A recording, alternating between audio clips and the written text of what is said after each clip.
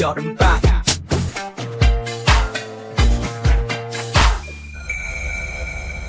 인천광역시 교육청 중등생들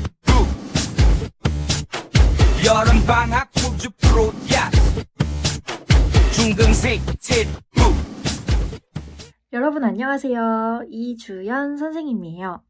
오늘은 저희가 아낌없이 주는 나무는 없다 라는 주제를 가지고 경제 이야기를 해보려고 합니다. 자, 여러분 아낌없이 주는 나무라는 책을 읽은 적이 있을까요? 이 책의 줄거리는요. 나무가 한 소년이 자라서부터 죽을 때까지 변함없고 대가 없이 사랑을 베푸는 내용이에요. 자, 이 아낌없이 주는 나무. 여러분들이 책에서도 볼 수 있고 여러분 주위에서도 여러분들을 향한 아낌없는 사랑을 확인할 수 있을 겁니다. 근데 실제 교역에서도 아낌없이 주는 나무가 있을까요? 내가 다른 나라보다 훨씬 더 뛰어나고 훨씬 더 기술력이 좋은데 그럼에도 불구하고 교역을 하는 국가가 있을까요? 변함없이 사랑하고 대가 없이 사랑하는 그런 선정을 베푸는 국가가 있을까요? 아낌없이 주는 나무는 결론적으로 말씀드리면 없습니다. 그런데 우리 주위에는 우리보다 잘 사는 국가인데도 불구하고 우리랑 교역을 하는 그런 나라들이 분명히 있어요. 그렇기 때문에 이러한 나라들이 왜 자신들보다 기술력이 작은, 기술력이 좋지 않은 국가들과 교역을 하는지를 살펴보도록 하겠습니다. 자, 여기 지금 그림을 보시면은 벼가 있어요. 익을수록 고개를 숙인다는 벼가 있는데요. 자, 이 벼는 어느 나라에서 주로 자라나요? 네, 여러분 통합사회 시간에 배웠을 거예요. 벼는 동남아시아에서도 자라고 우리나라에서도 자라고 저 멀리 미국에서도 자랍니다. 근데 이 벼는 어느 나라에서 자라느냐에 따라서 특징이 조금씩 달랐어요. 어떤 거에 따라서 달랐냐?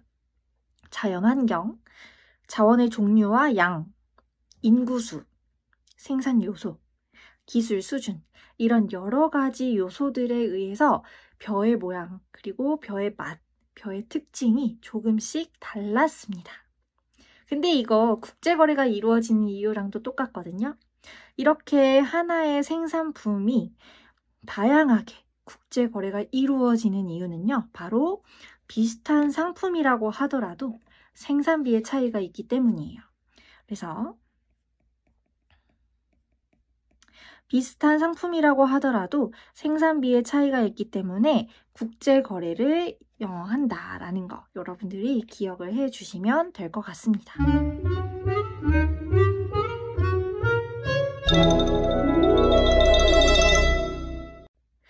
우리가 이제부터 절대우위라는 개념을 한번 알아볼 건데요. 절대우위라는 것은 한 국가가 어떤 상품을 생산하는 비용이 다른 국가보다 적게 드는 것, 즉 생산비가 적은 것을 절대우위가 있다라고 얘기를 할 수 있습니다. 이를 토대로 나온 이론이 절대우위론이라는 건데요. 절대우위론이란 무엇이냐면 각국의 생산비가 절대적으로 적게 드는 상품의 생산에 특화해서 교환을 하게 되면 거래 당사국이 모두 이익을 얻을 수 있다라는 이론을 우리가 절대우위론이라고 얘기를 합니다. 여기 아래 보시면 표가 하나 나와 있어요. A국과 B국이 있고 티셔츠와 바나나라는 생산품이 있습니다. 자, 여기에서 지금 A국과 B국이 각각 어떤 생산품의 절대우위를 가지고 있는지를 살펴보려고 합니다. 자, A국 같은 경우에는 티셔츠를 하나 생산하는 데 들어가는 비용이 200원, B국은 티셔츠를 하나 생산하는 데 들어가는 비용이 300원이에요. 그러면 어느 나라가 티셔츠를 생산하는 데 더 우위가 있을까요? 그렇죠. A국 같은 경우에는 티셔츠 하나를 생산하는데 200원밖에 안 드는데 B국은 티셔츠 하나를 생산하는데 300원씩이나 드네. 그러면 생산비가 적게 드는 국가는 A국이 되겠네요. 그러면 티셔츠에 절대 우위가 있는 국가는 바로 A국이구나 라는 거 알 수 있습니다. 그리고 바나나를 한번 살펴볼게요. A국은 바나나를 하나 생산하는데 100원이 들어가고 B국에서는 50원이 들어가요. 그러면 A국보다 B국이 바나나를 생산하는 데 들어가는 비용이 적다라는 것을 확인할 수 있습니다. 즉, B국이 바나나 생산에 절대우위가 있어 라고 얘기를 할 수 있어요. 자, 이런 경우에는 어떻게 교역을 하면 되냐면 A국은 티셔츠를 생산하고 B국은 바나나를 생산하게 돼서 이 티셔츠와 바나나를 서로 교역을 하게 되면 서로 이득이 된다라고 얘기를 하는 게 절대우위론이라는 겁니다. 자, 그런데 이 절대우위론이 통하지 않는 경우도 있어요. 지금 다른 표를 한번 살펴보시면 지금 제가 빨간색 글씨로 해놓은 것만 서로 뒤집어서 바꿔놓은 상태인데요. 자, 티셔츠는 아까 표와 마찬가지로 A국이 B국보다 생산비가 작다라는 거 확인해서 티셔츠 생산에는 A국이 절대우위가 있다라는 거 확인할 수 있었는데요. 지금과 같은 경우에는 바나나가 A국이 B국보다 생산비가 적다라는 거 확인할 수 있습니다. 즉, 바나나 생산에 절대우위가 있는 국가도 마찬가지로 A국이 된다라는 거죠. 자, 이런 경우에 A국이 모두가 절대우위가 있는데 B국과 굳이 교역을 할 이유가 있을까요? 네, 이런 것들을 설명하지 못한다라는 게 절대우위론의 한계가 되는 겁니다. 자, 그래서 이 절대우위론의 한계를 보시면 한 국가가 다른 국가에 비해서 모든 상품에 대해서 절대우위에 있을 경우에 무역 발생 현상을 설명하지 못한다라는 거예요. 그래서 절대우위론의 한계를 보완하기 위해서 나온 이론이 바로 비교우위론이라는 겁니다.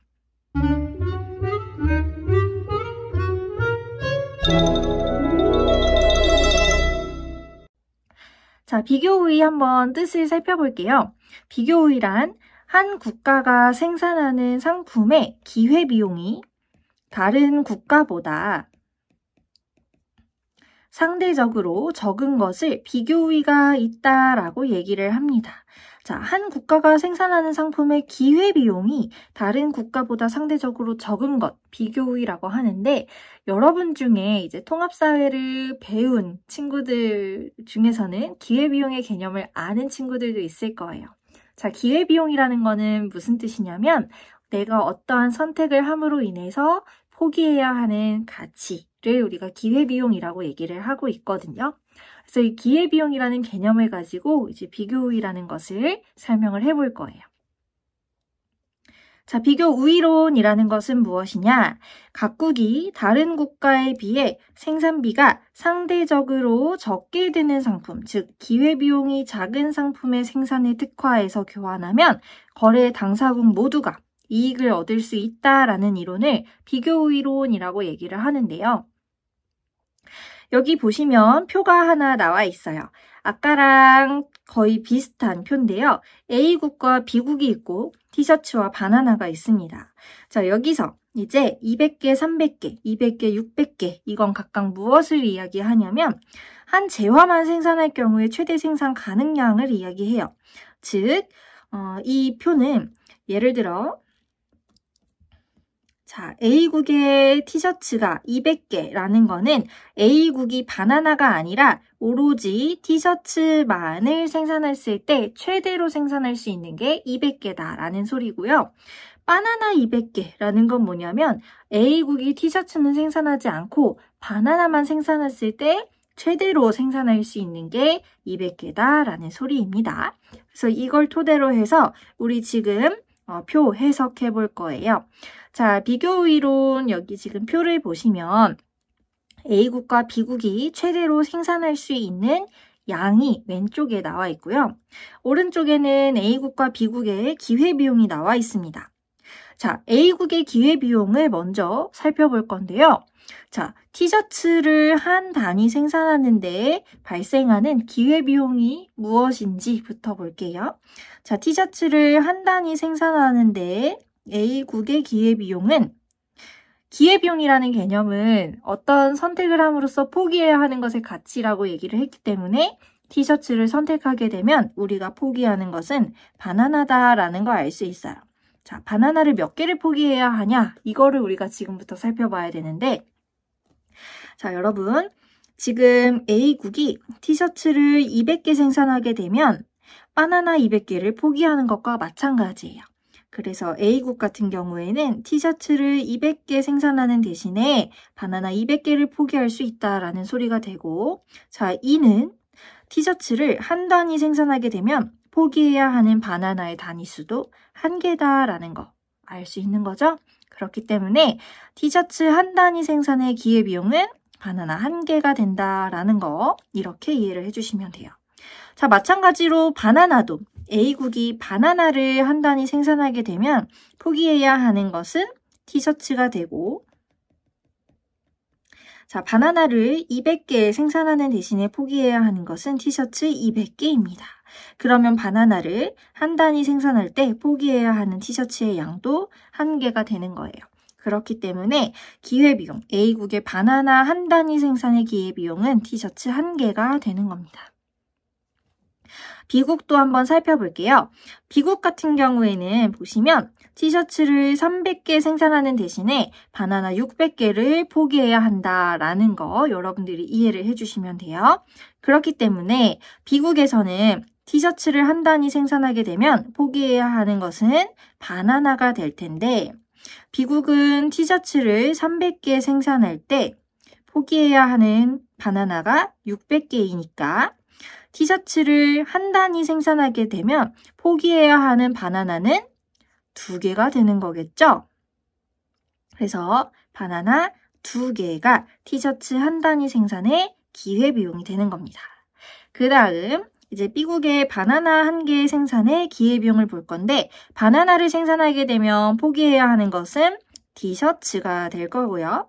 자, 바나나를 600개 생산할 수 있는 대신에 티셔츠를 300개 포기해야 돼요. 이는 바나나를 1개 생산해야 되면 포기해야 하는 티셔츠의 개수는 2분의 1개가 된다라는 거 확인을 할 수 있어요. 그렇기 때문에 B국이 바나나를 1개 생산하게 되면 포기해야 하는 티셔츠는 2분의 1개가 된다라는 소리예요.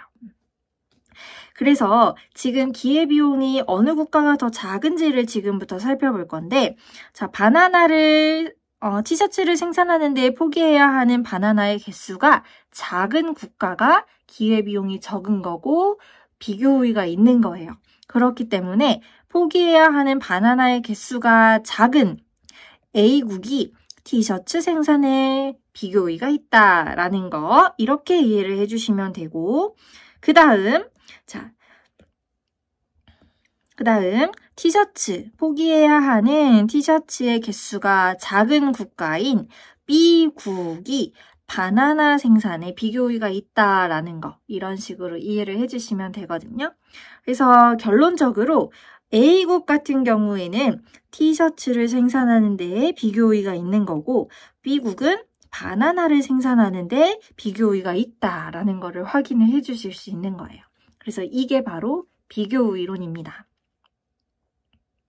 그래서 이렇게 아까 우리가 봤던 것처럼 A국은 티셔츠를 생산하고 B국은 바나나를 생산하게 되면 이걸 우리가 특화라고 얘기를 할 수 있어요.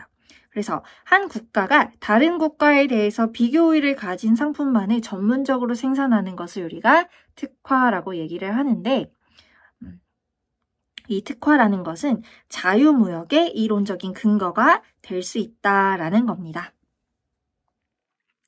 아까 우리가 제목에서 아낌없이 주는 나무는 없다라고 얘기를 했어요.